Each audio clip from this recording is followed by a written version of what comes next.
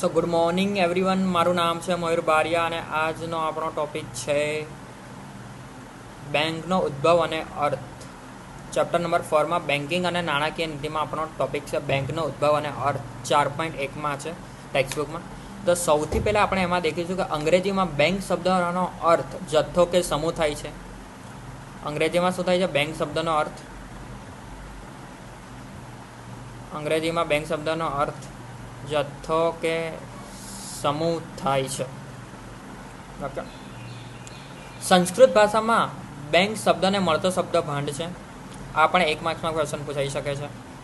આ બધા 1 માર્ક્સના ક્વેશ્ચન છે. ઓકે, જેનો અર્થ મૂડીનો જથ્થો એમ થઈ શકે અને આ શબ્દ પરથી ભંડોળ શબ્દ બન્યો છે.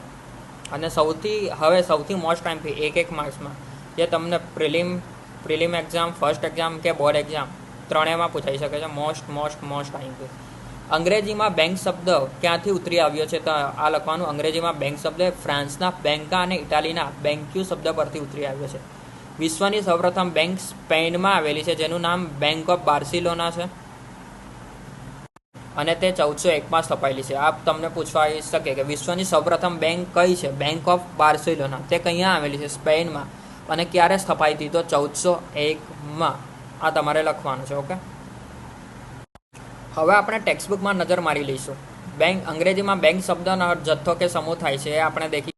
હવે સંસ્કૃત ભાષામાં બેંક શબ્દને મળતો શબ્દ ભાંડ છે એ પણ આગળ આવી ગયું, જેનો અર્થ મૂડીનો જથ્થો એમ થઈ શકે છે. આ શબ્દ પરથી ભંડોળ શબ્દ બન્યો છે.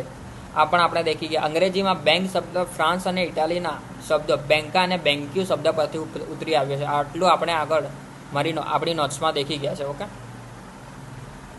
યુરોપમાં પ્રાચીન સમયમાં સારા પર ઢળતી પાટલી પર નાણાંની લેવડ દેવડ અને જુદા જુદા પ્રદેશોમાં નાણાંની ફેરબદલી કરતા હતા.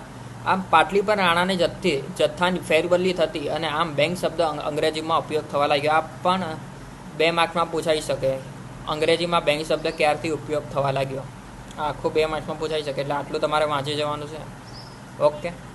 વિશ્વની સૌપ્રથમ બેંક બાર્સેલોના 1401માં સ્થપાઈ હતી સ્પેનમાં. આ પણ આપણે દેખી ગયા છે આગળ નોટ્સમાં. હવે અહીંયાથી દેખીએ. જ્યારથી નાણું ચલણ તરીકે સ્વીકૃત પામ્યું ત્યારથી નાણાંનું કાર્ય ફક્ત વિનિમયના માધ્યમ અને મૂલ્યના માપદંડ પૂરતું જ મર્યાદિત ન રહેતા મૂલ્યના સંગ્રહ તરીકે તેમજ ભવિષ્યના સોદાઓની ચૂકવણી કે વિલંબિત ચૂકવણીના સાધન તરીકે પણ સ્વીકૃત પામ્યું.